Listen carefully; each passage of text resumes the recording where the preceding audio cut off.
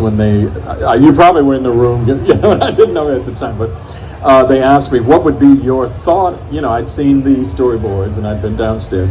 And I said, well, it feels to me, and I already knew the song quotient, and I knew that was based on a Cab Calloway song, St. James Infirmary, and so on and so forth. So I knew what the feel of that was. I knew that component. And I said, well, I think it's somewhere between Bert Lahr in The Wizard of Oz and the voice of the demon in The Exorcist. and Henry and Danny went, oh, okay. And I said, if I go too far in either direction, you'll tell me. So I just sort of kept blending those ideas and that sort of feeling. And that's how I came up with that part of it for myself. And like I said, I'm physical, so that was my thing, recording. I'm a stage performer by heart, so I had to physicalize it to do it, and that became, am I wrong? I mean, I'm assuming that became part of what it was in the end. It was the guide. A man who needs no introduction, but man for anybody who works in the theater, it is an honor to be with and sit with, and this is Ken Page, who this season is going to be in our production of Nonsense Muni Style, and playing Doc in terms of a person, an actor, a professional. It's been amazing, really and truly, because I started here. I got my equity card here at 18, so never mind coming back at 92 or whatever it was. I mean, it goes back that far for me. So my memories are everything was in front of me. So to have that as the beginning, to come back in 92 when I was still working in New York a lot and so forth and started doing things here, and to still be here, thanks to you, at this point, it really has been sort of a backdrop to my entire career. So it's not one of those places you think, oh, it's cute, it's fun. It's really been the backdrop of my entire career, and it's been very good to me on every level, all the way back to the beginning. So for me, I think I like to call it a theatrical home, because no matter where I go or what I do, the Muni always comes up in some way or other. Where'd you start? The Muni.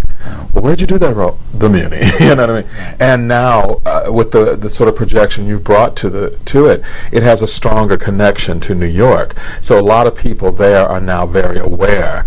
And every now and again, which I have to admit makes me feel pretty good, they say, but you're like Muni person. I said, that is right. That is correct. Well, you are. Well, I am. Well, 20 years, you earn it, yeah. What's so fascinating last year watching it, in both Dreamgirls and Aladdin,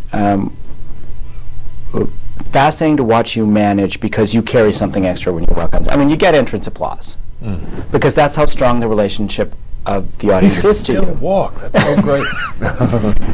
But you carry that and own it, and yet you find a way to be the character and yet honor what they're giving. It was interesting watching, because in Marty I noticed you quickly shut him down. We're here. Yeah. And Aladdin, which was sort of a looser structure we had all around, you kind of took the little back. Your whole walk down to Ken Page, renowned Broadway performer and iconic voice actor, passed away at the age of 70. Best known for his unforgettable roles on stage and screen, Page was really celebrated for his resonant voice and captivating stage presence, which delighted audiences for decades. He's a man who had that baritone voice, and he made his Broadway debut, that was in The Wiz, that was around 1974-5, playing Cowardly Lion. His performance showcased his unique charm, humor, vocal talent. Like I've told you, his baritone voice, man, was really awesome, and this role actually is the one that launched his career as one of the Broadway's most beloved character and actors. Page continued to rise when he originated the role of Old Deuteronomy in Andrew Lloyd Webber iconic Broadway show Carrots, a role that, by the way, became one of his most defining. His reverend baritone voice, like I've been telling you, could be heard in is The Nightmare Before Christmas, as Oogie Boogie and his life and legacy are being remembered in the theater community. The National Black Theatre posted, by the way, even a moving tribute commemorating his works and also paying tributes to the legend. We are praying for the family to go through this very tough time, and of course his memory will live on through his remarkable work and the countless lives he touched throughout his extraordinary career. We celebrate the life and legacy of this groundbreaking native son, and of course a very, very huge and legendary black man. R.I.P. to the legend.